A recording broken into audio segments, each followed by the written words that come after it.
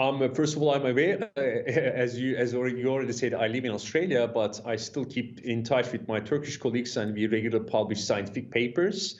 I'm also quite aware that the General Directorate of Mineral Research and Exploration, META, is actively working for several years to map the fault zones in Turkey.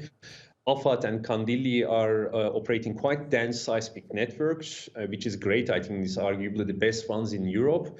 So overall, there is definitely a level of collaboration. Is it the best? I don't think it's the best, but there are still room for improvement. But so far, different entities are doing their best within their capacities. Yeah, and that may be ramped up following these two massive earthquakes. Erdinc, I want to focus on the 400-kilometer long rupture, and these were from the initial aftershock epicenters. There aren't many quakes in history that have that length. Why were these two so big? Definitely, this is the largest earthquake that Turkey faced in modern times. But to put things in the context in the right way, for example, 2004 Sumatra Indonesia earthquake was quite large and ruptured over 1,500 kilometers. That was a quite different tectonic setting. In the history, for example, 1939 earthquake in Erzincan also ruptured a similar area.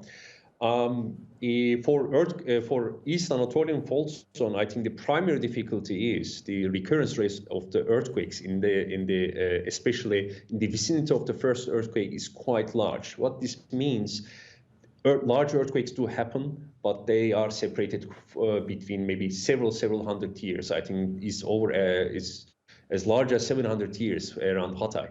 So that creates a difficulty because people do forget, obviously, after that kind of lengthy time.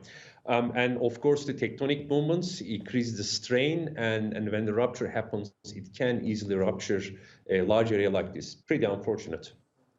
Incredibly unfortunate. And Erdinc, I think it's fair to say that almost all of us living here in Turkey are concerned about earthquakes of this magnitude, but also in Western Turkey on that northern Anatolian fault, and many wondering if what's happened now in the east and southeast of the country is going to affect those fault lines here in the western parts of those countries. I know earthquakes can't be predicted, but what can seismologists tell us? I think the question is about whether this earthquake will affect the expected Istanbul earthquake. At least that's how I interpret.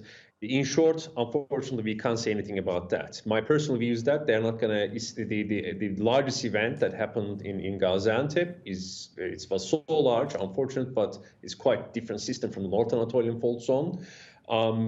My colleagues both in Turkey and also international colleagues are heavily working in the available data to understand the extent of these seismic gaps, which is in the Marmara Sea.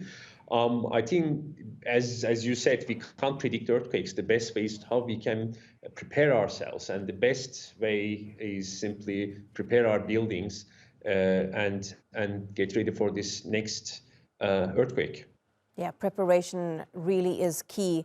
Yeah, Erdinc Saygin, really good to talk to you. Thank you so much for breaking that all down for us.